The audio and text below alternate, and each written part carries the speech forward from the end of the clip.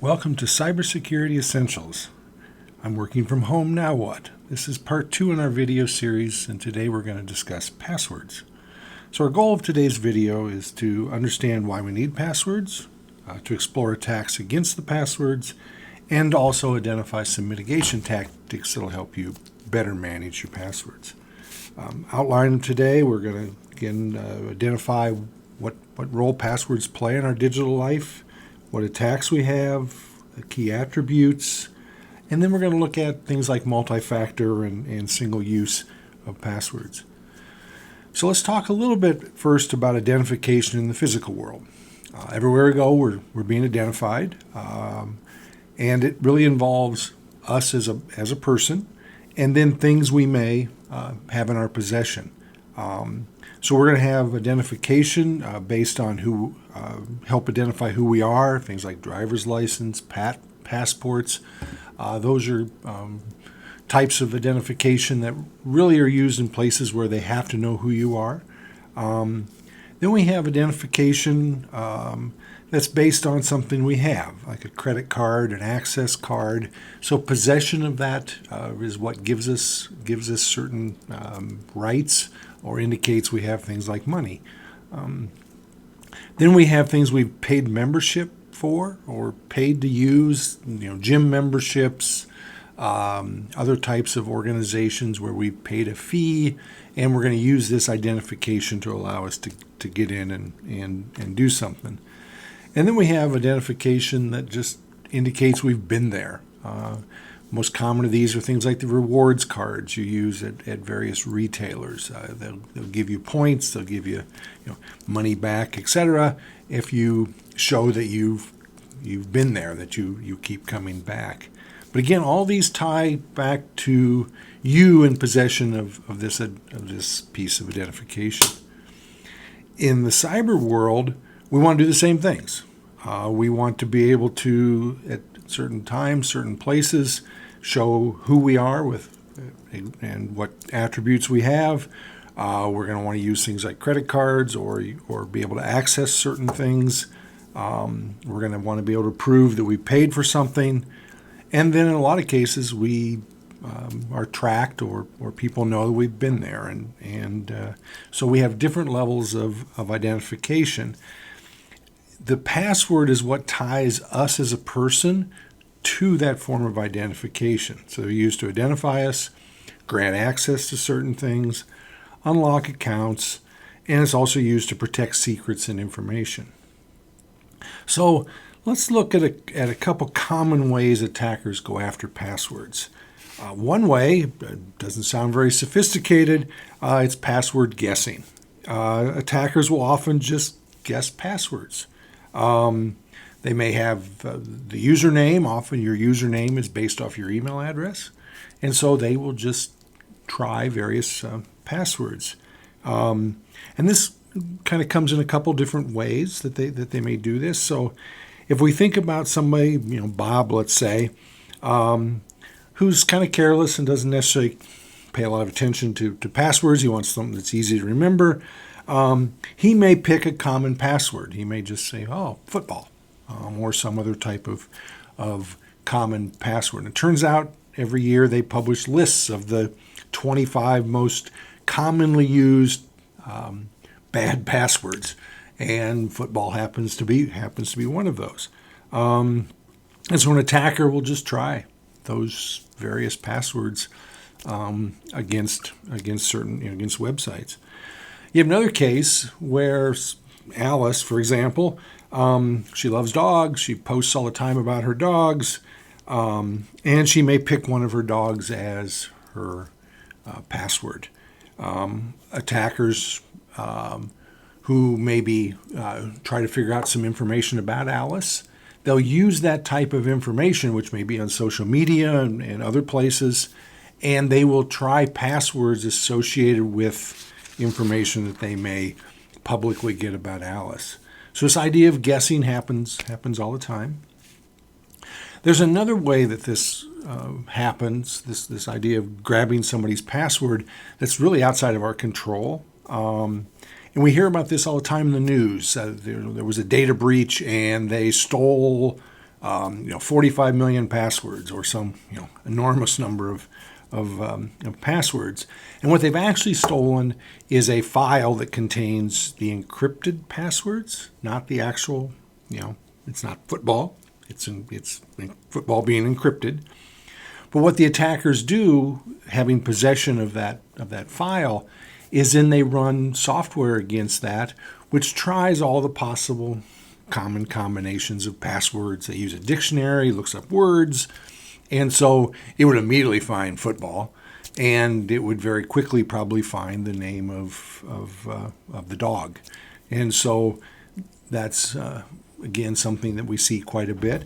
And it turns out there's actually a website out there that there's a link to on the main page where you got this video that allows you to type in your email address and see if there's a posted password somewhere that has been associated with that email. It turns out that attackers, once they break these password files, often post the password that's associated with the email that they broke.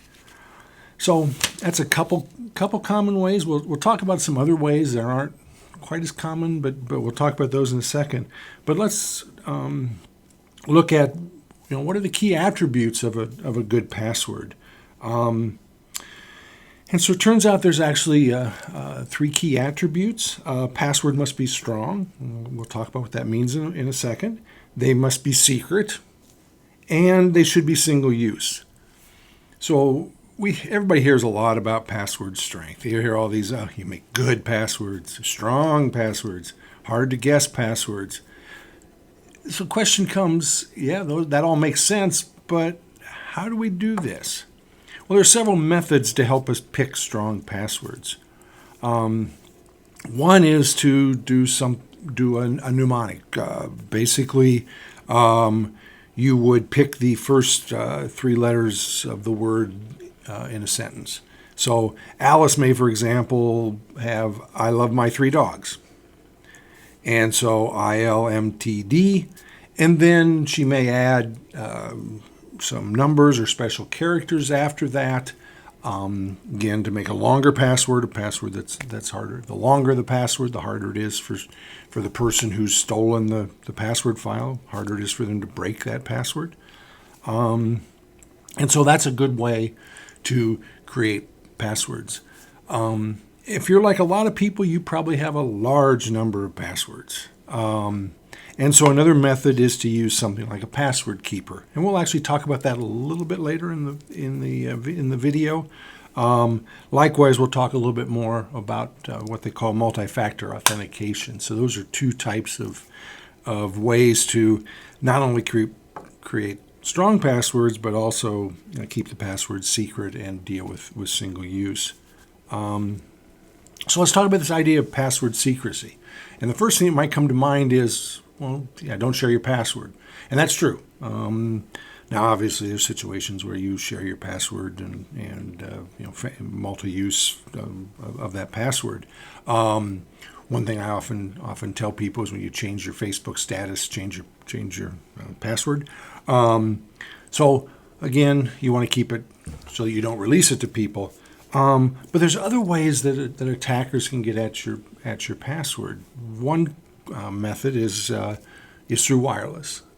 If you go to a coffee shop, or even maybe your home wireless is not encrypted, it's very easy for somebody to capture all the traffic and read all the traffic. And so if you go to a site and enter your username and password, somebody just sitting out in the street or somebody sitting nearby in the coffee shop will be able to see that information and see that password.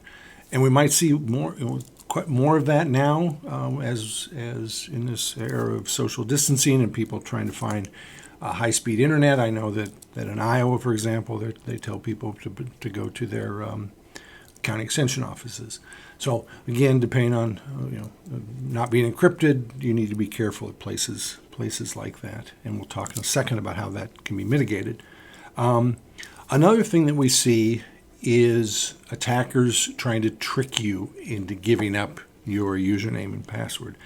And most often they'll do this via email, although we do see this being used, the telephone, and being able to fake a caller ID. So we do see this both through a computer and through a telephone. And so you may get Alice may get an email that's telling her something's wrong with her account and that she needs to log into a website, and they provide the link for the website. And you go to that, and if you put in your username and password, usually it comes back and says it's failed, and then it pops over to the real website. You enter your username and password again, it works, and to you don't think much about it, but the attacker's gotten your username and password.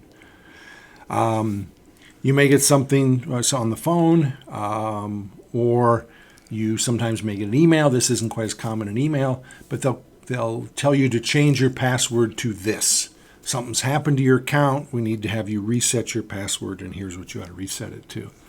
And sometimes there'll be just a request that says, hey, I need to know your password. They'll pretend to be some sort of IT support, and they want your password.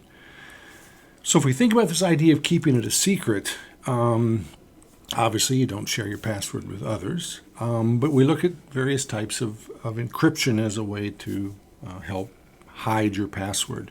We've already talked about the HTTPS in the first video, the padlock. When you go to a website with the padlock, even if you're in a open wireless access point, they can't see your traffic. So another way is encrypted Wi-Fi. At home, your Wi-Fi should be encrypted.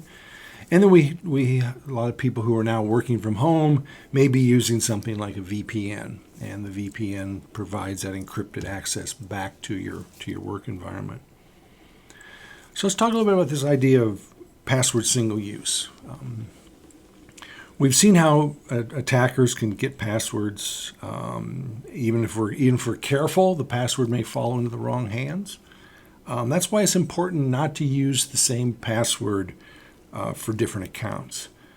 Now, this is the point where most people go, man, I have 200 accounts, and there's no way I can manage 200 different passwords. So let's talk about a few things we can do in order to help facilitate that. I mentioned earlier this idea of using a password keeper. Programs like 1Pass, LastPass, there's quite a few of these programs. Many of them are free. And they will allow you to store your passwords in an encrypted database. They have you create a very long password to use your passwords. And they will automatically generate passwords for you. They will look them up when you go to websites for you automatically. And so these types of tools let you manage a lot of complex passwords. But another thing I often tell people is really let's think about passwords in three different categories. You have the critical passwords, home, work, your bank account. These are things that you absolutely don't want anybody else to gain access to. We have important passwords, things that, we don't want people to have access to, but they may not have anything that has financial or personal information behind them. And then we have a lot of what we might refer to as play passwords. These are the passwords where they're keeping track of whether you've been to their website. There's no real identification there other than a username and a password to prove you've come back. And so when we look at those three types of passwords, we may want to think about how we utilize them. And the critical and important, we probably keep those separate. And then the so-called play passwords, maybe it's okay to use the same password for 4 or 5 sites that really have no other than just identify the fact that you've come back. But again, these password keeper programs will really help us manage that. So let's talk about a new technology, which I'm sure many of you started to run across, and this idea of multi-factor authentication. Multi-factor authentication is really an effort to try to get back to this idea that we mentioned at the very beginning, that In the real world, our identification is tied to us as a person and these things we carry with us. And so multi-factor authentication, you still have a username and a password because that's the way to identify you. But then you have something in your possession, which is really which is really a way to represent you as a person. So cell phone is by far the most common mechanism. Email is not as preferred because it's a catch-22. If somebody breaks into your email account, then they have your second authenticator. So really in today's world, we talk most about cell phones. Some organizations may use little USB devices that plug into your computer. Those are also very, very powerful second factor authenticators. But the idea is this lowers the attacker's ability to compromise accounts because they need two things now. They need the username password combination, which is the who you are, and then they need the what you have in your possession, which really is that physical thing that is a digital manifestation of yourself.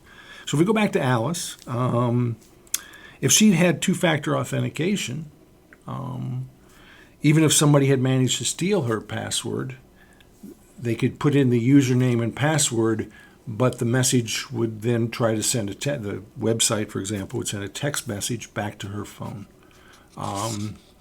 And she would get an indication that, hey, somebody just tried to get into my account, and also they would not be successful in getting into her account.